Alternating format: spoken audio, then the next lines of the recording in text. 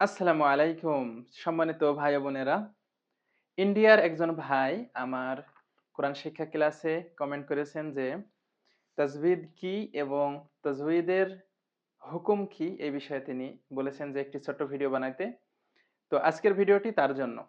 তার আগে প্রিয় বন্ধুরা, আমি শুরুতেই আপনাদেরকে বলেছিলাম যে কোনো ব্যক্তি যদি এখান থেকে একটি হরফও যদি শেখে, সেটাই আমার অনেক বড় পাওয়া এবং আল্লাহর কাছে এর পুরস্কার অনেক বড় রয়েছে।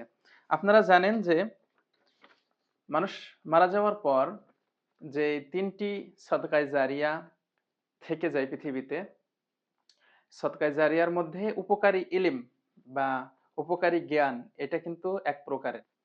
তো প্রিয় বন্ধুরা, আমি আমার উদ্দেশ্য খুবই নেক রয়েছে এবং আমি মনে করি যে আল্লাহর কাছে বড় পুরস্কার রয়েছে। ভিউ কম হোক বেশি হোক, কিন্তু আমি যে সময়টা দিয়েছি, যে মেধাটা এখানে খরচ করেছি, এর জন্য বড় পুরস্কার রয়েছে। আজকে একজন ভাই দেখছেন, এটা তো সেভ হয়ে থাকবে, এটা তো কখনো শেষ হবে না, নষ্ট হবে না যতদিন আমার এই অ্যাকাউন্টটা থাকবে। তো প্রিয় ভাইরা, আপনারা যারা পবিত্র কোরআন শিখতে চান, এর চাইতে সহজ আর কেমন পদ্ধতি হতে পারে আমার জানা নেই। আপনাদের জন্য পিডিএফ ফাইলগুলো সাজানো আছে ধারাবাহিক, এবং প্রত্যেক ক্লাসের আমার পাশেই লেখা উঠতেছে, সেখানে আপনারা দেখতে পাচ্ছেন, সরাসরি পড়তে পাচ্ছেন, প্রশ্ন করতে পারবেন। তো প্রিয় ভাইরা, আপনারা শেখার চেষ্টা করুন। যারা ফেসবুক থেকে দেখছেন আমার বন্ধুরা, ভুল ত্রুটি শুধরে নিন। তাজবিদ এই বিষয়টি এতই গুরুত্বপূর্ণ যে আমি যেহেতু লাইব্রেরিতে কাজ করি, তো বই পুস্তক অনেক ঘাটাঘাটি করি সৌদিদের। তো এখানে আপনার সফ রাবিয়া, সফ খামেস, সফ সাদিস, মানে চতুর্থ শ্রেণী, পঞ্চম শ্রেণী এবং ষষ্ঠ শ্রেণী ইবতেদাইয়ের এই ক্লাসগুলোতে, এবং আমার মনে হয় যে ওই নিচের ক্লাস থেকেই তাজবিদ পড়ানো হয়। এবং এই মানে সফ খামেস, সফ সাদিস, এই পঞ্চম শ্রেণী এবং ষষ্ঠ শ্রেণীতে আপনার তাজউীদের উপরে বই আছে, মানে আলাদা সাবজেক্ট আছে। সেখানে আমি সফ সাদেস, যেটা আপনার ষষ্ঠ শ্রেণীর বইটা, আপনারা একটু দেখুন, সূচিপত্রটা আপনারা একটু দেখুন ষষ্ঠ শ্রেণীর। সেখানে সূচিপত্রের প্রথমে দেখেন দারসুল আউয়ালে আছে আপনার মাদ, তারপরে মাদুল হরুফ, আকসামুল মাদ, এরপরে মাদে মুনফাসিল, মাদে মুত্তাসিল, মাদে লাজিম, মাদে লাজিম কালমি, মাদে লাজিম হারফি। মানে একাডেমিক ভাবে একটা সাবজেক্ট দিয়ে দেওয়া হয়েছে তাজউীদের উপরে। তাহলে কত গুরুত্বপূর্ণ বিষয়। তো আসুন আমরা কথা না বাড়িয়ে আসল পড়াটাই যাই। তাজবিদ কি? তাজবিদ শব্দটি এসেছে জাওয়াদা ইউজাউইদু তাজউইদান এই ধাতু থেকে। এর অর্থ হচ্ছে সুন্দর করা, শুদ্ধ করা ও পরিপূর্ণ করা। কোরআন তেলাওয়াত করার সময় প্রতিটি অক্ষরকে তার সঠিক মাখারাজ, মাখারাজ মানে উচ্চারণের স্থল, ও সিফাত বা গুণাবলী অনুযায়ী সঠিকভাবে উচ্চারণ করার নিয়মকে তাজবিদ বলে।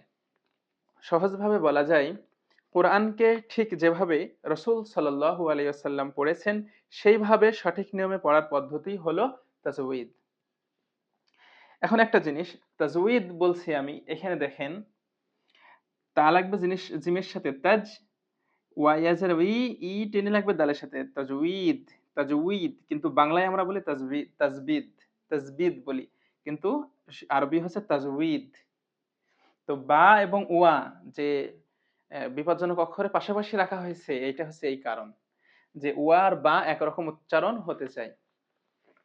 যাই হোক, আমরা তাজবিদই বলি, যেহেতু আমরা বাংলায় শিখেছি, আমরা তাজবিদ বলি। তাহলে কোরআনকে ঠিক যেভাবে রাসূল সাল্লাল্লাহু আলাইহি সাল্লাম পড়েছেন, সেইভাবে সঠিক নিয়মে পড়ার পদ্ধতি হচ্ছে তাজবিদ। তাজবিদের গুরুত্ব, আল্লাহ তাআলা কোরআন ধীরে ধীরে ও সুন্দরভাবে তেলাওয়াত করার নির্দেশ দিয়েছেন। স্বয়ং আল্লাহ সুবহানাহু ওয়া তাআলা বলেন, ওয়ারাত্তিলিল কুরআনা তারতিলা, সূরা মুজাম্মিলের ৪ নম্বর আয়াতে, আর তুমি কোরআনকে স্পষ্টভাবে ধীরে ধীরে তেলাওয়াত করো। তো স্বয়ং আল্লাহ তার প্রিয় হাবিবকে এই আদেশ দিয়েছেন যে ধীরে ধীরে আস্তে আস্তে আপনি তেলাওয়াত করুন। তাহলে এই আয়াত থেকে বোঝা যায় যে কোরআন সুন্দর ও শুদ্ধভাবে পড়া আল্লাহর নির্দেশ, স্বয়ং আল্লাহর নির্দেশ। তাহলে তাজবিদের হুকুমটা কি? এখন তো স্পষ্ট যে তাজবিদের নিয়ম মেনে কোরআন তেলাওয়াত করা হচ্ছে ফরজে আইন। ফরজে আইন, অবশ্যই তাজবিদ শিখতেই হবে। অবশ্যই শিখতে হবে প্রত্যেকটা মুসলিম তেলাওয়াতকারী যারা তেলাওয়াত করে থাকেন। তো প্রত্যেক মুসলমানের জন্য কোরআন সঠিকভাবে পড়া অপরিহার্য। তাজবিদ না মানলে কি হয়? যদি কেউ তাজবিদ না মেনে কোরআন পড়ে তাহলে অনেক সময় শব্দের অর্থ পরিবর্তন হয়ে যেতে পারে।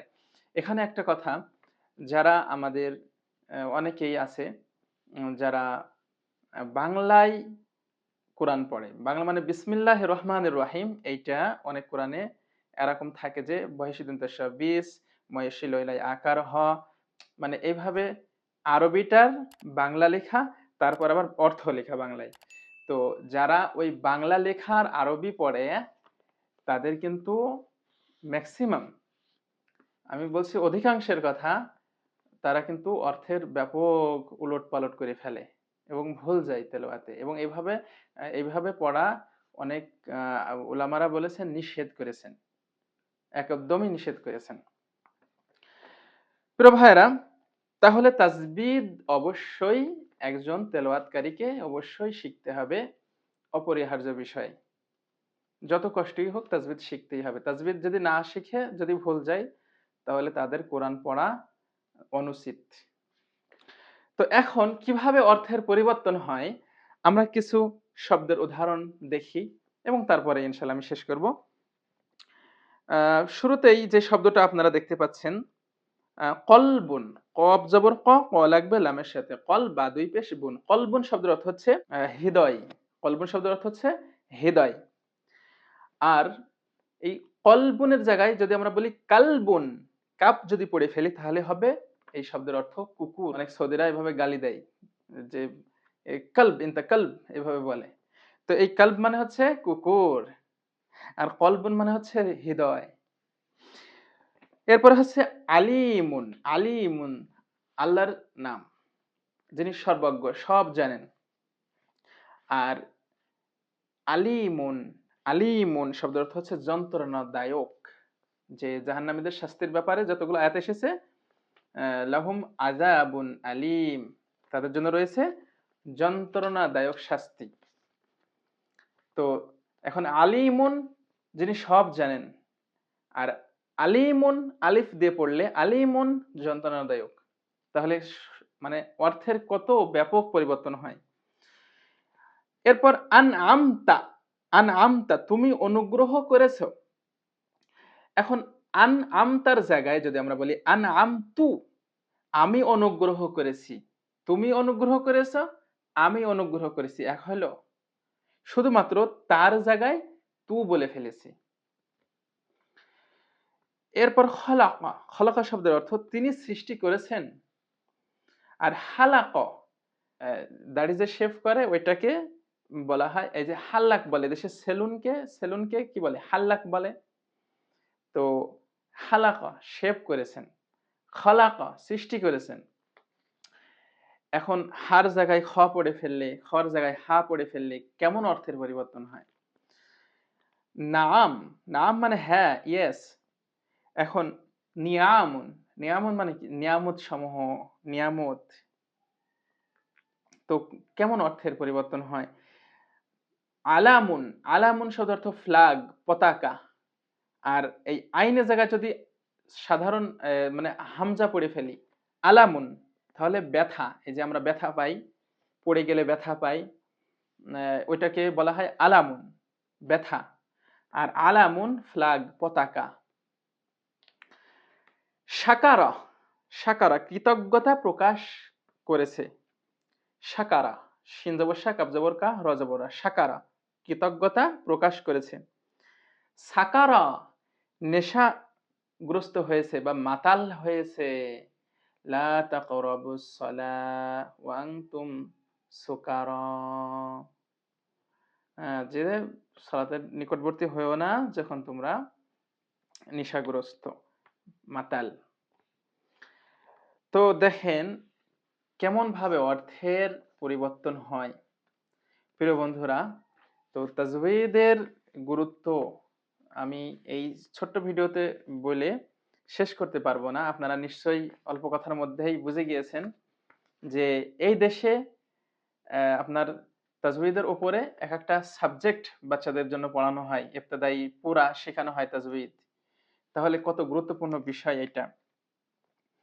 প্রিয় ভাইরা, আমি দীর্ঘ এই ক্লাস পর্বগুলো শেষ করতে পেরেছি, আল্লাহর কাছে শুকরিয়া আদায় করছি। এবং আমি জানি যে আমার এই ক্লাসের মধ্যে অনেক ভুলভ্রান্তি হয়েছে, ছোট বড় অনেক ভুলভ্রান্তি আছে। আপনাদের যদি কারো নজরে আসে অবশ্যই আমাকে জানাবেন, আমি কৃতজ্ঞ থাকব। ৩-৪টা ক্লাস আমি দিয়েছি তেলাওয়াত অনুশীলনী। তো আমার পূর্বে অনেকগুলো ভিডিও দেওয়া আছে তেলাওয়াত অনুশীলনের উপরে, এই বইয়ের উপরেই। আপনারা চাইলে ওই ভিডিওগুলো দেখতে পারেন, আমি আপনাদেরকে দেখিয়ে দিচ্ছি কোথায় আছে। তো ওখান থেকে এই প্লে লিস্টে যেয়ে আপনারা ভিডিওগুলো দেখতে পারেন। তাহলে পরে আপনাদের জন্য তেলাওয়াত আরো সুবিধা হয়ে যাবে, আরো সহজ হবে। এবং ইনশাআল্লাহ আমি নিয়াত করেছি যে প্রত্যেক রমাজানে আপনাদের সাথে নিয়ে কোনো নতুন বিষয়, কোনো বড় ইসলামিক স্কলারের বই বা সিরাতুন নবী অথবা কোনো হাদিসের গ্রন্থ কিছু না কিছু শিখতে এবং আপনাদের জন্য এর ভিডিও রেকর্ড করতে।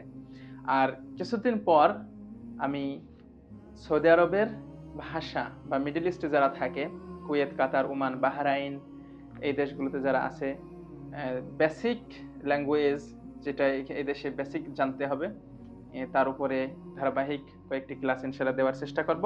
সকলকে পবিত্র ঈদ উল ফিতরের শুভেচ্ছা জানাচ্ছি। আল্লাহ আপনাদের সকলের প্রতি রহম করুন, আমার জন্য দোয়া করবেন। জাযাকুমুল্লাহু খায়ের। প্রিয় ভাই বোনেরা সকলে ভালো থাকবেন। আসসালামু আলাইকুম ওয়া রাহমাতুল্লাহি ওয়া বারাকাতুহু।